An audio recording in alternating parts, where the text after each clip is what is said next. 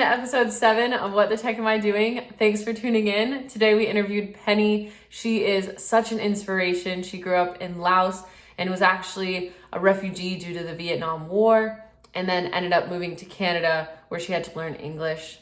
And I'm so excited for you guys to hear this one. She talked about so many inspirational things: mindset, family, gratitude, interviews, career. We covered it all on this one. Please enjoy and let us know what you think. Thank you. Welcome to episode 7 of What the Tech Am I Doing? Today we have Penny Sangkhavichith, and today we're going to talk about her journey. I heard it in just a mentoring session, and her story is just so inspiring. So I'm really excited to get into this and just let everyone hear it. But Penny, if you want to introduce yourself before we get started. Okay. Hi, everybody. I'm Penny Sangkhavichith. I work at Edwards Lifesciences as a senior director of the digital quality organization. Thanks. Yeah. So let's dive into it. If you want to start from the beginning of your story and kind of tell the audience what you went through and how you got here. Okay. My journey started when my family was refugees.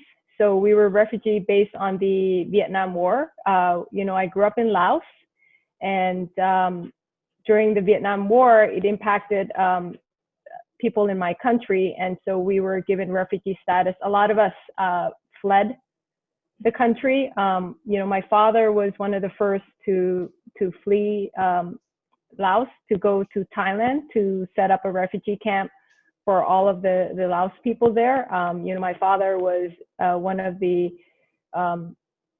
high-ranking judge in our country, so he kind of knew what was happening politically. And my dad loves politics, so he followed sort of the whole Vietnam War kind of impact. And so he left Laos to go to Thailand. And at that time, there was a lot of chaos. But my family was fortunate enough that, we were able to reunite in the refugee camp. The story was that my sister and I were actually playing out by the river, and a man pulled up in this canoe and said that your dad's looking for you. I think at the time must have been around 4 years old, and my sister was around 5.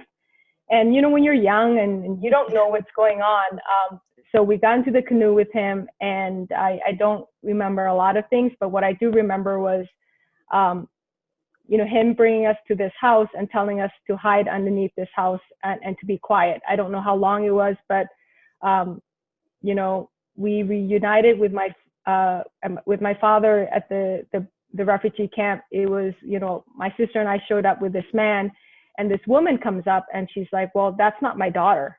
Like, those aren't my daughters. You have the wrong, Oh my kids." gosh. And she goes, "But I think I know whose daughters they are," because my father was very well known. And so then my father showed up, and it was, really, it was sort of like, if you think about it, it was like a movie ending, right? Like, you get to see this. So it's very interesting because my father was one of the few men that was at the refugee camp, because women and children fled first, right? And but my father was there to set up the camp. And my earliest childhood memory was following my father around while he was setting up the camp, because we had to share the refugee camp with folks from Cambodia and Vietnam. So it wasn't an easy, I would say, place to be, because you had these different countries into one camp. So from there, we were there, and then during our time in the refugee camp, a fire broke out, and so we ended up staying in a building at that time, and then eventually emigrated to Canada. So came to Canada with my parents, 2 suitcases with 6 children. Like they took what they had in their backs. And I remembered, the day before we were leaving, asking my father what Canada was like, and he's like, "Well, Canada's full of marbles," because we played marbles when we were younger. So we were like, "Oh my God, this is what my father was like. He got us to kind of like buy into the dream. So we got on a plane, landed in Canada, didn't speak a word of English. None of us spoke English. My father, studied in Paris. So he didn't really realize that, that the Canadian French was different from Parisian French. Oh. and so I think we had a lot of challenges just trying to learn the language. But my father has always, said to us, like, you're in a new country now, you got to learn the language. And so learned the language, grew up, not having a lot, but we were never, I would say, poor in the sense of love. Grew up remembering, getting our clothes at the Salvation Army. My brother at the time worked at a grocery store, and, people at the grocery store would give him fruits, right, to bring home, but they were always like ripe fruits that you couldn't sell anymore. So to this day, I don't eat bananas that have brown spots. It just reminds me of, my gosh, that time where all I ate was like fruit that are ripe. Yeah. So from there, grew up in Toronto, got my education in Toronto. I'm one of the only one in my family that really got the formal college or university education experience. And then after that, I applied, after finishing college, applied for positions in the U.S. and got a job in the U.S. But during college, my father owned, we started opening up a donut shop. So I would work the morning shift, opening the donut shop at 4:30 in the morning, and then finishing at 1 in the afternoon, taking the bus to go to college, take evening classes. So I think, overall, I think, there were a lot of challenges in my life or in our life, but we never felt like it was hardship, because my father was always, hardworking. And, the thing that my father always had, that I still have to this day, is always be on time, right? Because, when you have 6 kids and you're trying to go somewhere, like, we would never get there on time. And I remember standing next to my father, and he would have these like mini heart attacks, like, oh my God, he kept looking at his watch. And to this day, I think that's what carried with me, is the fact that, always show up on time, like always. And so it's just because experience of my father, waiting for us and seeing how important, being present or being on time is. And so that's kind of one of the things where I always make sure I'm on time for things. That's so interesting. That's cool. I mean, I couldn't imagine 6 kids is so much. So yeah, you'd always be running late trying to get them ready. Yeah. My family, I grew up in a family with 4 of us kids, and to this day, we're still not good at time. So we haven't learned the on time thing. But even my oldest sister, she just had her wedding, and they told us what time to get there. And we later found out it was like 2 hours before we needed to get there, because they're like, you guys are always late. But it's like a big family thing. So that's awesome that you didn't carry that over. You're like, you know what? He always appreciated being on time, so I'm going to be on time. Yeah. So I did have, before we continue, I had a few questions, because I think you touched on, I mean, the story is incredible. It's something that you would see in a movie, but it's clearly shaped who you are today. You're a very strong woman, very admired by the people you work with. One of the things I had a question, being at such a young age and having your early memories, be in this refugee camp and seeing your father take such a strong leadership role as well. How do you think that influenced your childhood, when a typical child, in the US, not going through these things, is just playing, doing some that you don't have to mature as quickly, I think. So I was wondering how that influenced, and if you look back at now seeing some things that it touched on.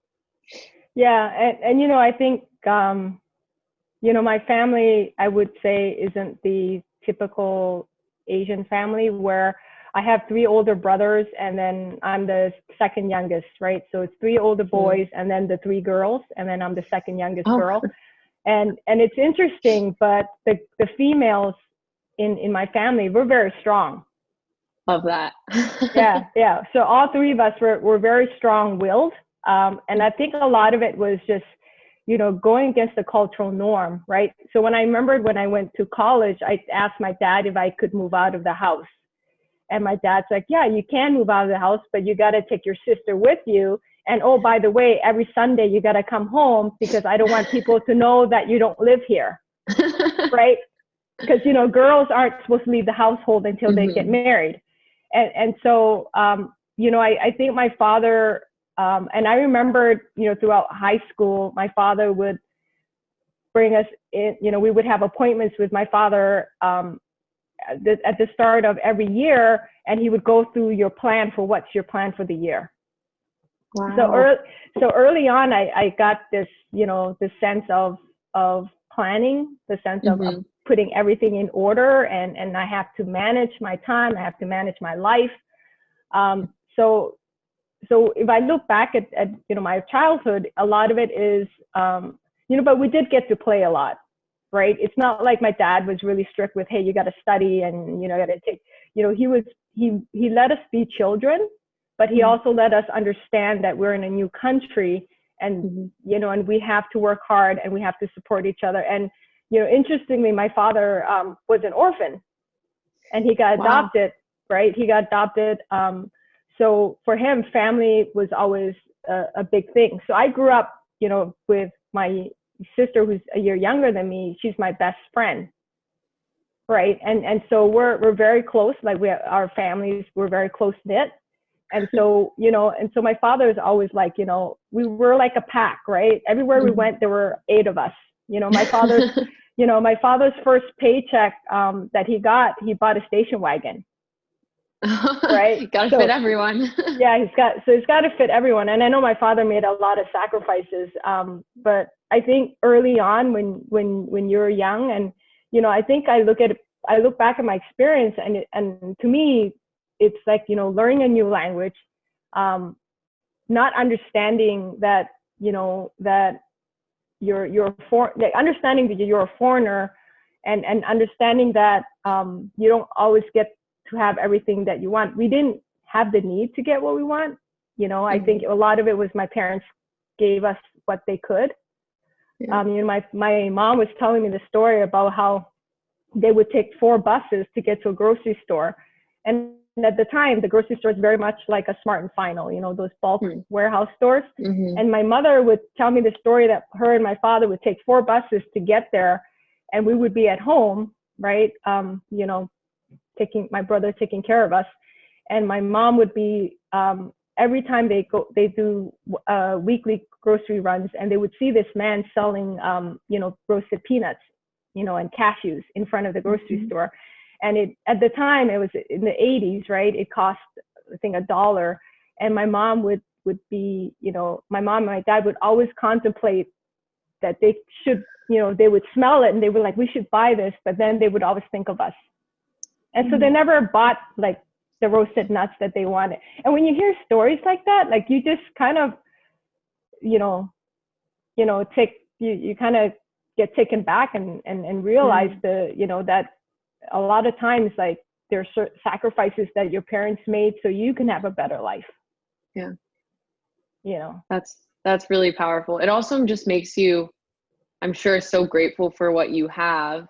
And it's amazing that your parents went through all this, but you were saying as a child, you didn't realize all these things. So they were taking it upon themselves, but still trying to let you have that childhood, that playfulness. And it's not till now later when you're an adult, they're sharing these stories, and that makes you so grateful. And even, myself, you're thinking about like all the luxuries we have in our life. You're like, wow, like the things people had to go through. And my parents came over here from Egypt and they ended up both going to college in the States, but I'm like, they set the next generation up, and their parents, set them up. So I really think, although impressive, your dad started off as an orphan, but it's crazy how much, your parents or your support members build you up. And it's like the next step, and they're such a huge part of some of our successes in a way. And I think growing up in the 80s, right, it was a big, you know, in Canada, and I'm pretty sure in the US as well, there was a big influx of refugees from, you know, the Vietnam War, right? So so I think the challenge there was, I think they were trying to figure out how to deal with, you know, refugees. And I remembered going into, you know, as a refugee, going into school, but we had ESL, English as a second language. Like they would put us there, but you know, we had a homeroom that you go to in the morning, but then when it was time to study, you would get walked to your ESL class because you couldn't speak, you know, I couldn't understand English. I couldn't speak it, I couldn't write it. And it wasn't like I was in kindergarten or anything. I was actually in like 3rd or 4th grade, right? And I remember, yeah, and I was thinking about this, and you know, when I found that picture, I went home, like the picture I sent you with in my office. I went home and I was like, let me see if I have other pictures. And there was one picture I had that I looked at, and I remembered it to this day.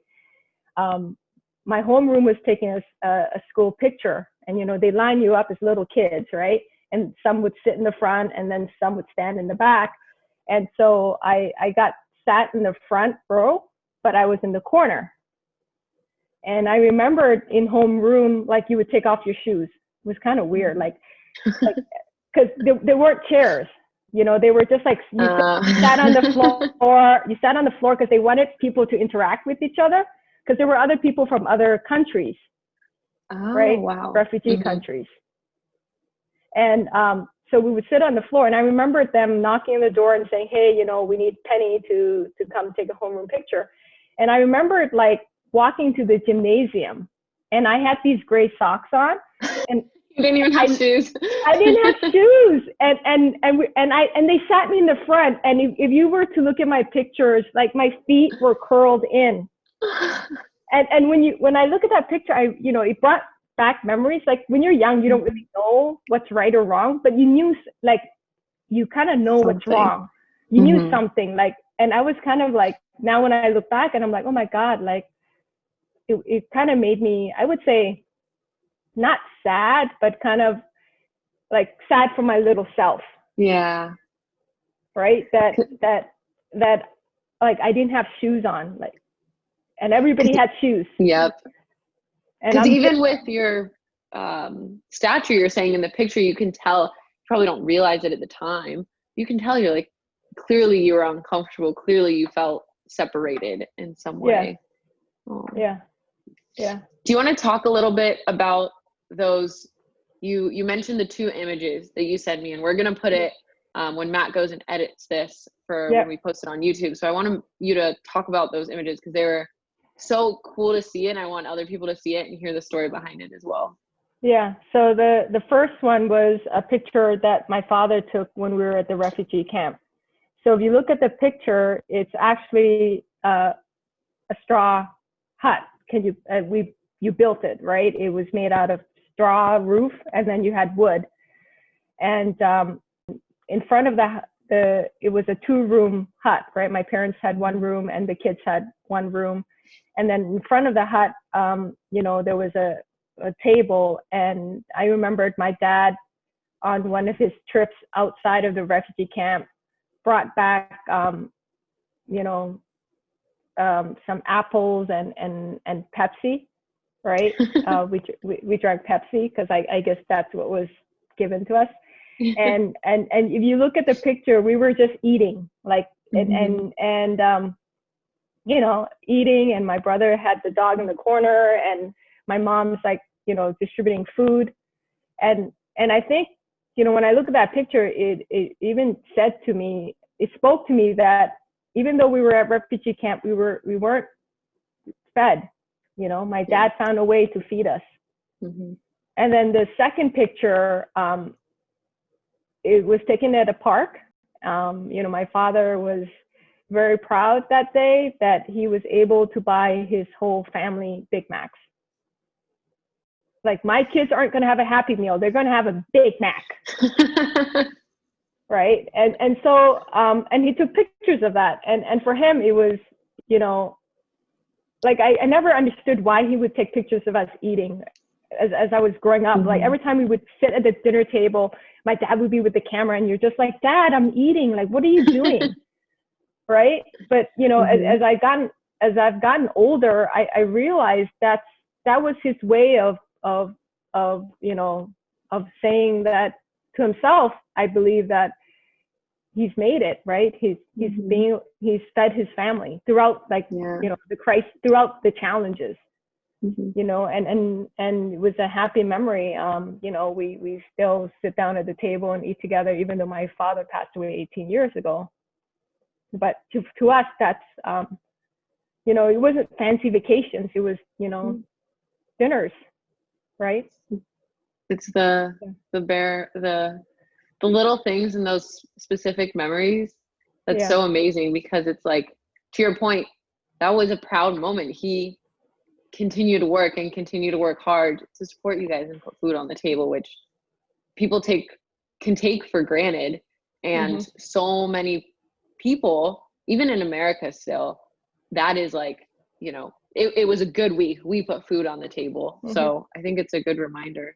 I feel like I keep finding myself throughout everything. I'm just like, wow. I am like lost for words, because I think it's just so inspirational. Like, I'm getting goosebumps. But I did want to touch on another thing. So you had mentioned when you were younger, when you were a child, you were in the English second language classes, and going to Canada, you guys didn't speak the language. How was, like, what did that make you feel? How did you interact, and how did it shape you? And then the other part is, did you have any things you did to learn English? Because I think I've seen some things from my parents. I've been lucky enough that English was my first language, but I don't think people realize how segregating it can be, like what you said, and how hard people work to learn the language. I mean, in all the other countries, like, Americans go there and they just expect people to know English, and this is the one place where, like, no, you're gonna come here, like, everyone just expects people to know English when you know, there's all these other languages. So I'd be interested to hear your take on that. So you know, it's interesting how I learned the English language, and it came down to listening to music.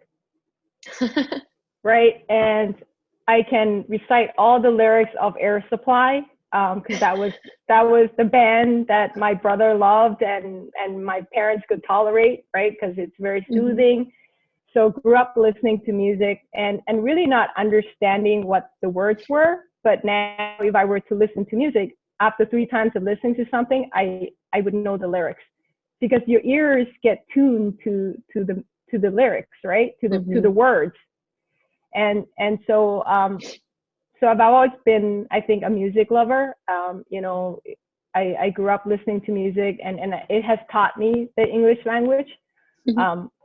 And I grew up reading, right? I love to read. But when I was younger, when you don't have the ability to even understand the alphabet, right? Because you don't know what the teachers is saying to you. I equate it to almost like, you know, being deaf and mute, right? Like you see the word, you see their lips move, but you can't understand, it doesn't connect to you. And you can't say it out loud, and you can't speak it because you can't say it back. So a lot of times it was always body language, right? So that's why sometimes I still do talk a lot with my hands, right? It's just because it's just natural for me to, like, when I'm expressive, like I use my hands a lot. But I you know, I remembered,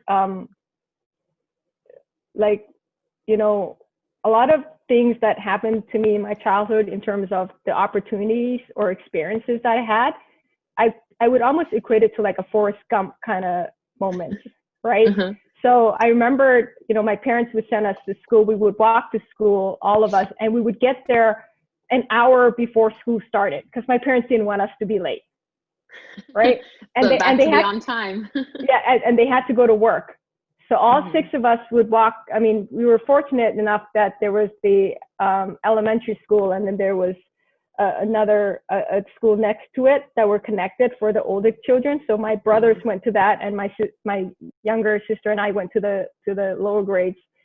And we would get there an hour before school started. And I remember people practicing track, right? And they were just running around the track. And I remember the teacher would see us every day. We would be there, and he came up to us and asked us if we wanted to join. I didn't know, and I'm like, oh, you know, he's like, you're here every day, why don't you join us? He said, just run. And he did this, and so we're like, okay. And so we ended up on the track team, right? I love that. Yeah. And then the choir, I remember they were recruiting people to sing at a Christmas choir. And I remember looking at one of the guys that was in my ESL class and asking him, hey, what's a choir? Choir, right? And he was like, oh, it's like drawing, because I love to draw, right? When I was younger, my passion was to draw, because if I couldn't speak, I should at least draw it. You can draw it. Yeah. And that's how I end up, you know, being in a choir, because I thought I would be drawing, but I end up drawing. It's a good thing you said you liked music. Yeah. So I think a lot of times, you know, when I think back, and even now in my career, a lot of it has been just the opportunities that came about, and not being in fear of them, right? Because to me, the unknown, that's what excites me.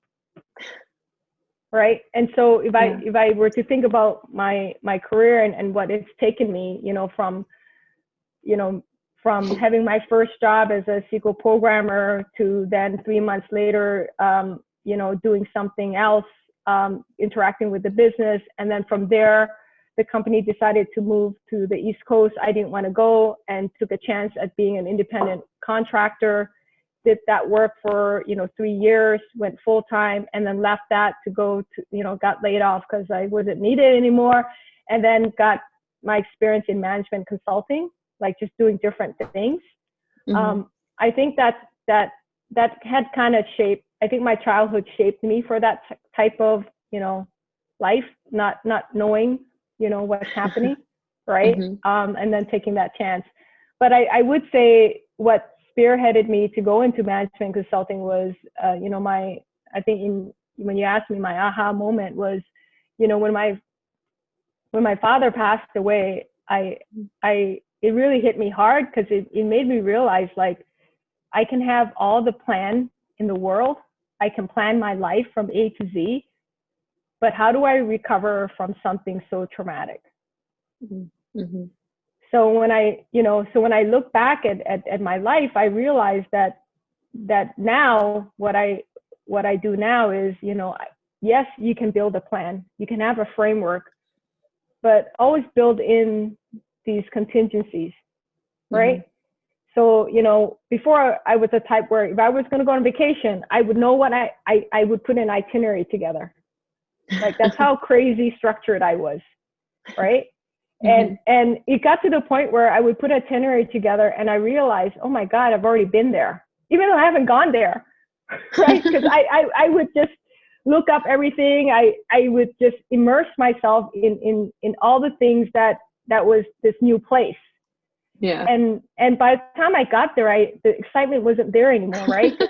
You know, you just did it all already. You planned it, yeah. You planned it, and I think, but in my mind, but I think when my father passed away, my life kind of just stopped. You know, and that's when I realized that, you know, the biggest challenge for me was not, you know, it's not work, it's not anything, but it was his death.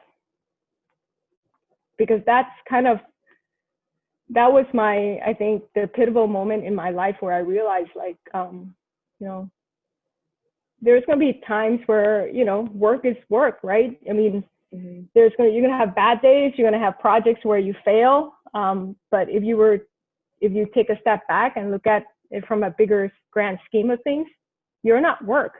That's not who you are. Right. Yeah. And so, you know, when I was younger, I really struggled with that, because my identity was tied to my work. Yeah. Right. Because I felt good if people said, wow, great job. I felt bad if people didn't say great job.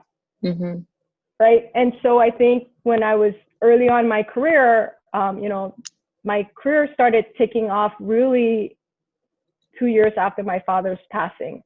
And I had a hard time trying to feel proud of myself, you know, because I didn't have him to tell me how proud he was of me. And so I think, you know, my advice to younger folks that are struggling in their career, or they feel that, you know, they need that, I would say, recognition, just look in the mirror, right? Look in the mirror and tell yourself you did great today. Because if you're always waiting for somebody else to tell you you did great, then you're never going to be, I think, happy with your accomplishments. And so you know, that's what I struggled with a lot, you know, until, you know, hindsight is 2020, right? Yeah. Now when I look back in my career, I'm like, damn, I kicked it, you know, I kicked ass. Yeah. But at the time, at the moment, I didn't feel it because I was just doing it. You know, always climbing, next, what's next? Bigger, better projects, bigger, better things, right? But I think, you know, looking back, you have to be kind to yourself. You know, when I was in management consulting for 8 years, I didn't sleep. You know, when I say I didn't sleep, I meant like going to bed at midnight and getting up at 5 a.m. It was just all work your whole life. Whole work. And I would sleep with my laptop. I would sleep with my notepad just in case I forgot something. Oh, wow. Right. And so when you start to do that, that's why I think I felt like my identity was tied to who I was in terms of my work, you know. But I've been pretty lucky to just go home because my family lives in Canada. I live in California. But when I go home to Canada, you know, when I go home to see my siblings in Toronto, they don't know I'm a senior director. They don't even care. Yeah. I'm just Penny. Right. And so that's what I think we need reminders of, right? That you're a sister, right? That you're a daughter, right? I'm a wife. I'm a friend, right? I'm not the senior director, right?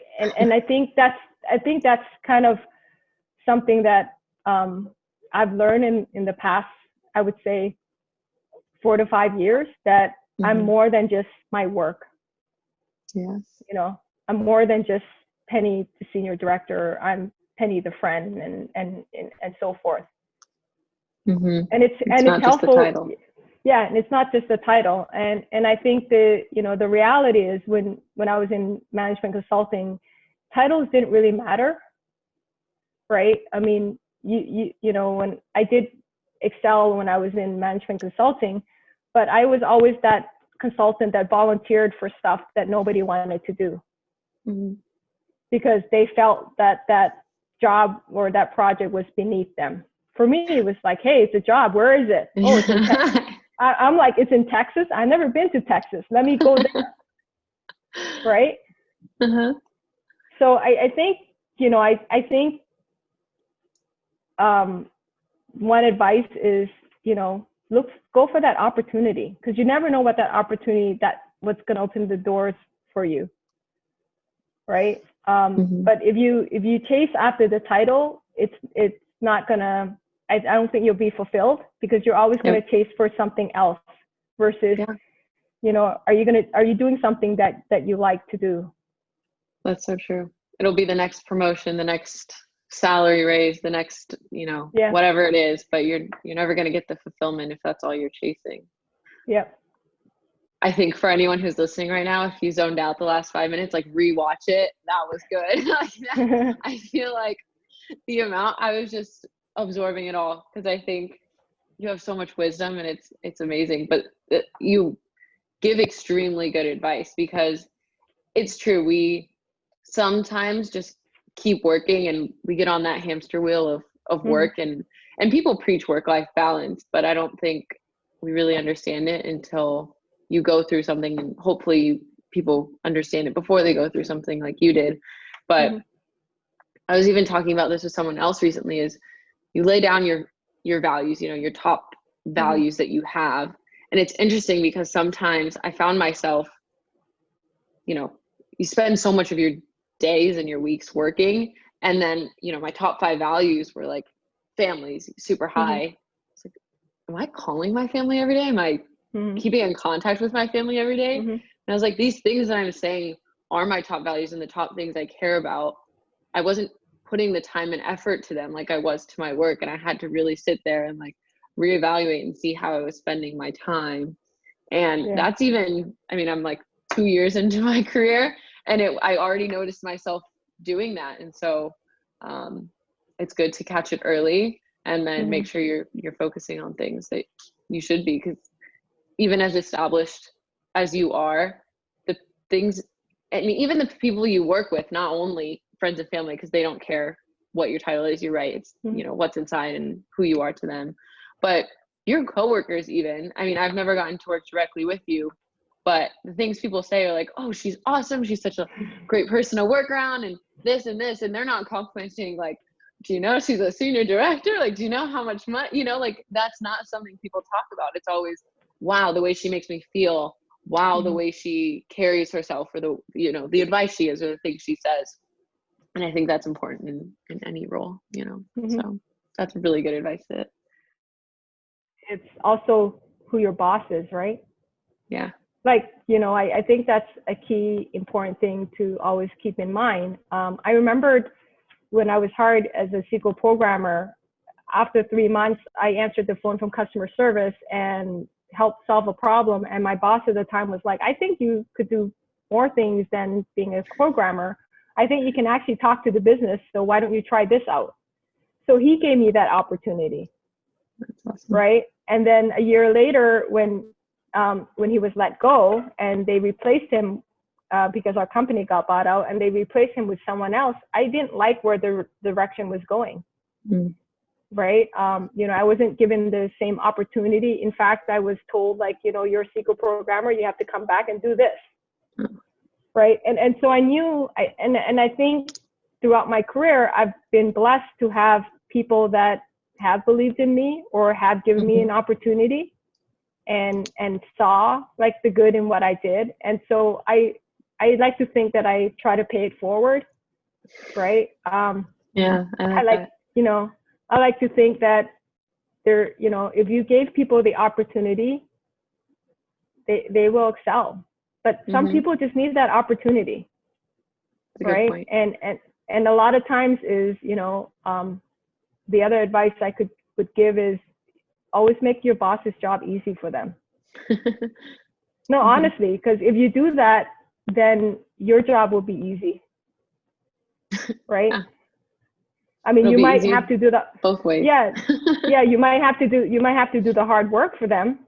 But at the end of the day, when that promotion comes, they're going to think about you. Yeah. Right. They're going to say, oh, that person, really helped me. Because behind every successful leader are their teams, are their people. Yep.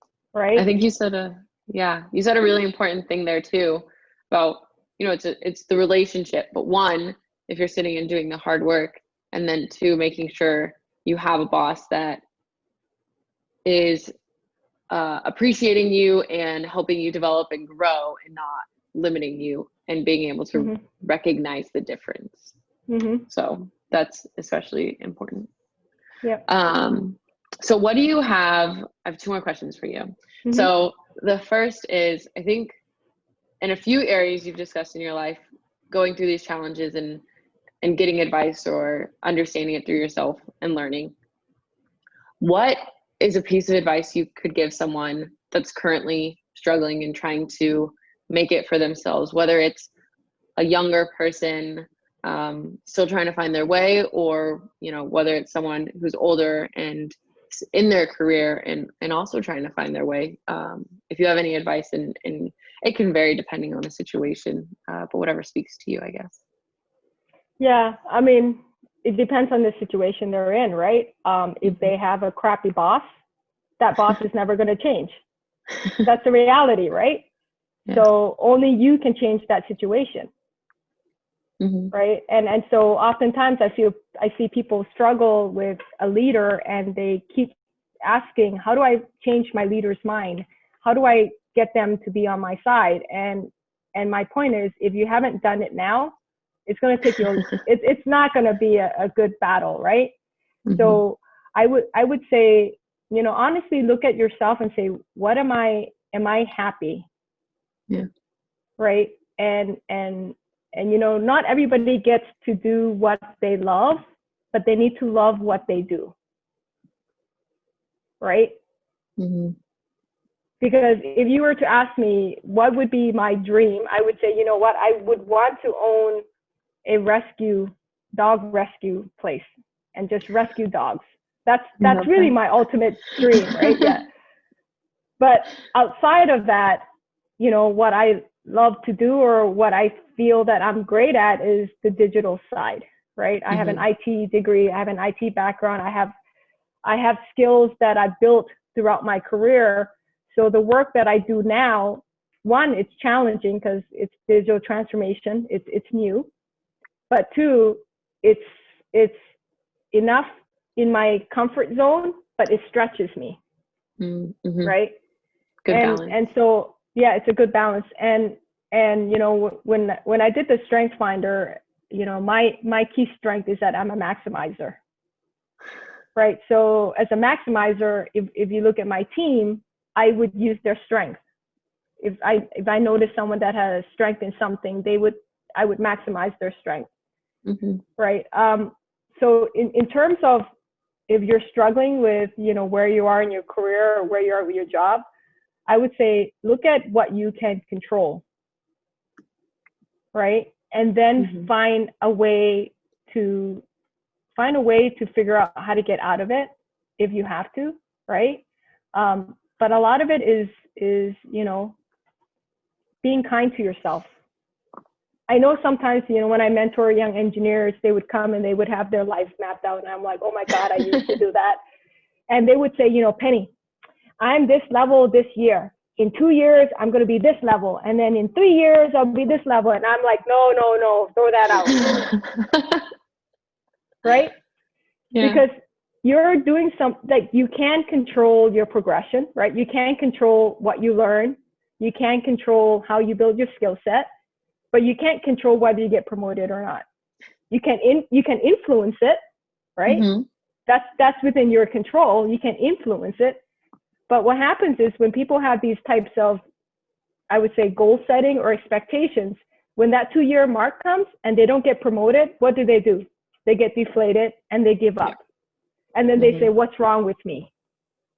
Or they lash out and then they're like, oh, my boss isn't, you know, giving me the opportunity. It's his fault.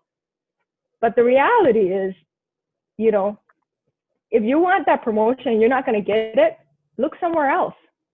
Yeah. And I think when I went through one leadership forum, one of the advice that our leader of the, I guess, the counselor, I don't know what you call him, you know, he said to us, you know, guys, your career is a game. And when he said that, like, it made everything clear that if you think of your career as a game, you either, if you want to win it, you got to put in the effort. You got to play it. You got to learn how to play it. Right? And so when you think of your career as a game, you automatically, I think, take yourself out of it in terms of your own personal being, and you become a player. Right? And so you practice. You practice hard because you want to win. And you become strategic, right? How do I win? What do I need to do? How do I prep? Right? And then if you think of it as a game, you might win and you might lose. It's just a game. It's just, yeah, exactly. It's just a game because it doesn't change who you are. Right? You're no less. You're not going to go home and say, oh my God, you know, I suck today. Yeah, you suck, but you're stuck at work, but you're not stuck as a person. Yeah. I've never heard it put like that, but I really like that analogy because it goes back to what you were saying before. It's not your whole life. It is a segment of it. You are not your job. Yeah. And if you think about it, you know, if you're playing that game and there's going to be challenges in that game, you know, how do you overcome that challenge? Right. And I think a lot of times you know, people will have challenges, you'll struggle, but I think you take it as one piece of yourself. It's not who you are, right? And I think, the other aspect is, stay positive. If you're having a hard time, the worst thing is nobody wants to be around miserable people, right? Except other miserable people, because misery loves company. Yep. Right?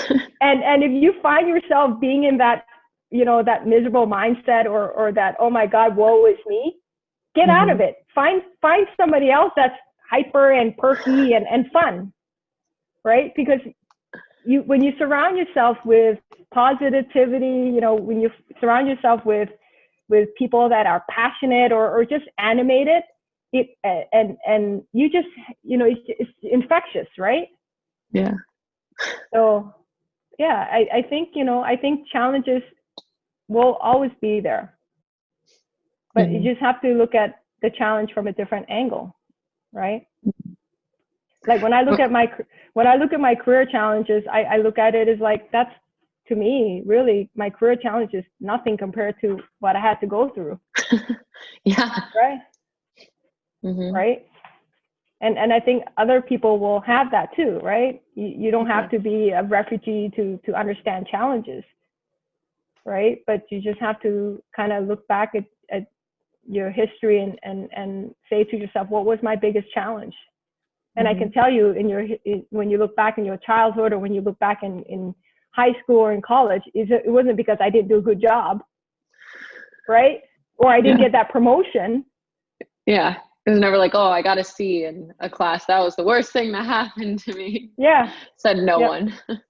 I do like the aspect of looking. I think the other thing, when you look at it like a game, that you're saying is a challenge. You can look at it the different perspective, like you're talking about. So it's not this happened and this is awful, it's setting me back, but it's like, it's genuinely a challenge. It's like, wow, that happened. How can we overcome it? What can I learn from it? What creative way can we solve it or go around it or do this? And I think, like you're saying, if you go about it positively and more lightheartedly, you'll probably come out on the better side than if you take it really to heart and get down on yourself. Like if you looked at the two people with the same challenge, one would definitely succeed more than the other in that situation. And I think you when you look at it as a game, it takes your emotion, it makes you be more objective, right? It allows you at least to get away from the emotional side. I think a lot of high performing people are always hard on themselves, right? We're harder on ourselves than other people. So a lot of it is, it's being kind to yourself, and if you genuinely care about the other people and you're kind to other people, show yourself that same kindness. And I don't think we do enough of that to ourselves. Definitely don't. We don't, especially when you're saying you're pushing so hard and you're trying to achieve so much. You're much kinder to others typically than you are to yourself. So it's like, would you, say those inward thoughts to someone else? And it's like, no. So it's like, why are you saying it to yourself? Yeah. And like I said, I think challenges will always be there. It's how you deal with it, but most importantly, what you can control and what you can't. Right? You can't control someone else's emotions. You can't control someone else's decision. You can influence them, but it's how you react and how you overcome, those obstacles. Yeah, couldn't be more true. All right, so I have one last question for you to close it out. So do you have any last piece of advice for people early in their careers trying to develop themselves, whether that's personally or professionally, or even if it's something, you wish you could tell your younger self? Yeah, so I was thinking about that question. What would I tell my younger self, right? I think I learned early on in my career that my boss would either make it or break it in terms of my career. My boss. So for me, having a boss that is an advocate is important, right? Because they're at your direct level of sphere of influence, right? So a lot of times when people decide that they want a job and they go through the interview process, right, because they really want the job, you need to turn that around and say, I'm going to interview my boss because I want to know what I'm getting myself into. Because your boss could either advocate for you and get you different opportunities, or they could stifle you. Yeah. Right. And oftentimes we don't think about that. We always think about, oh, it's the next opportunity. It's so great. I know I can do it, or it's the next level, what have you. But then when you look at who the leader is, you know, whether they have the same values as you do, or whether they have the same work ethic, that's something that's important, right? Because if you don't think about that, then doors don't open. So I've been pretty blessed with having great bosses. I followed several bosses, to be exact, right? Because that's why as a leader, I want to be that type of leader that people will follow. I want to be the type of leader that people will say, you know what, she's going to give me an opportunity because someone else gave me that opportunity. Right? Yeah. It's like paying it forward, but in a career setting. Yeah, in a career setting. So, you know, for younger folks, I would say, you know, yes, you want to get to the next level. Yes, you should have a game plan, but also build your brand, right? And your brand is staying true to yourself. You know, what do you want other people to know you as, right? But always, like, don't shy away from opportunities. Don't shy away from, you know, from the things that you don't know, but also, you know, leverage your skills, right? But most important is, you know, build the relationships, right? You know, I think being vulnerable is another thing, right? You know, just not holding yourself back in terms of, I don't expect you to cry at work, right? That's not a good thing. Not a good sign either. But. Not a good sign, right? But like I said, you know, being vulnerable means is telling someone you don't know something. Say, if somebody asks you to do something, just say, hey, listen, I don't really know, you know, how to do that. You know, could I talk to someone? Or, you know, give me a couple days till I figure it out. Right? And if you don't know it, don't be afraid to ask. Yeah. Because that shows engagement. Right? Like, don't think you have to solve everything. You know? Yeah. No one's going to dock you for trying to learn, but someone will probably judge you if you're like, hi, I got this, and do it completely wrong. You're like, I was here to help. Like, you just had to let someone know you needed the help or had a question. So that's a good point. I think it's interesting too, you said something about interviews, and I think, you know, especially as you're early in your career, when someone interviews you, you were saying you're so excited for the opportunity, and they're asking you questions and you're answering. But even, you know, at the end of every interview, the person who's interviewing you, whether that be your boss or someone on the team, be like, do you have any other questions? And typically people ask more questions about themselves, or more questions about, you know, something that'll more inward, versus to your point, ask them about them. Ask them, understand what team you're going into, what the boss is like, what the dynamic is like. Because it's a two-way street. I mean, everyone wants a job, but as you're trying to figure out what's next in your path, trying to make sure you choose the right one and the right team and the right boss, because it all affects you and how good you are and how enjoyable you make it. Yeah, because I think it's important, right? Because you can have the great, you know, the job may sound great, but when you go into it, and you have a horrible boss or a horrible team, it's not gonna, you know, it's not gonna make it fun for anybody, right? And you know, a lot of times is you know, it's not that you're gonna have a horrible boss, but they might not just be your style. Yeah. Right. And that's what, you know, and I think that's important to understand, that, you know, what is it that you look for in a leader? If there's, you know, there's some people that like to be told what to do, and that's okay. right? Some people like structure. Some people like to know that when they come into work, they have a structure and they're going to get directions from the boss, and that's fine. But then there's some people that are like, you know what? I just need you to give me a project and I'll work on my own and I'll deliver. Right. Mm-hmm. And so for those type of people, do you want a boss that's going to ask you every 2 seconds, hey, where are you at with that? Yeah. Let me see what you're doing. Right. You might be great at doing that work, but that extra stress of someone sitting on top of you might not work out. So when I interview people, it's always interesting when I ask them, do you have any questions? And they're like, none. And I'm like, oh my God. Because for me, you know, some of the questions could always be like, what's the culture like in your group? How does the team interact? You know, as a leader, what do you see the organization going, and how do you interact with your teams? You know, do you have an open door policy? Are you structured?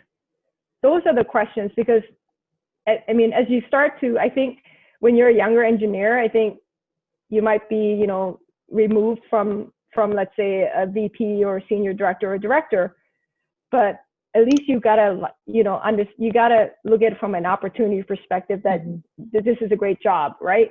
But as you start moving up your career, your leader becomes more important, because you're now closer to, you know, to the rank, and the spirit of influence.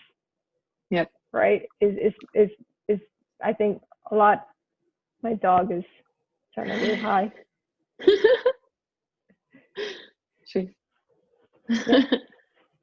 Yeah. So I think at the end of the day, I mean,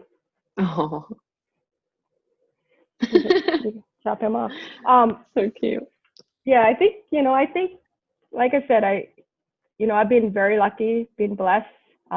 Someone gave me opportunity, and I jumped at it.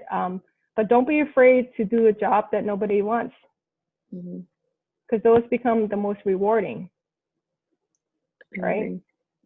You know, I think you said a lot of important things today. I think this is one, you know, people are going to go out with like a notebook and some pen to write these things down. But you've given, I mean, interview advice, like looking at cultures and your careers and what's the right move for you and fit for you. Like the humbleness and gratitude you have is unreal. Even you saying right now, I mean, we talked about your perseverance and your story, and I think that showed. But then to sit here at the end, you're like, oh, I've been so lucky and I'm so blessed. And I think it's so much of your mindset, and I hope that's a lot of what people get out of this. Is it's all about mindset and how you look at things and how you put yourself forward every day, because I think it shows in how you do it, but then also making sure you're the person you want to be and not focusing on the job or the title or all these other things, but focusing on the basics. Like, we're lucky we have food on the table every night. Like, that is such a blessing. And what people see and how they perceive you and how you treat others. Like, this is such a cool interview, because I think we could count the amount of times I said wow during this. Like, we should do a tally or something. But it's just one where you leave feeling like, I leave feeling so grateful for what I have and the opportunity to learn from you and everything. And I think you gave good insight. So I hope this is one that people who are listening can get the same. And I'm so lucky and happy that you are able to come on and spend your time and your evening, as busy as you are, talking to us, and hopefully helping mentor the next generation as well. Okay, great. Thank you. Thanks for having me. It was enjoyable.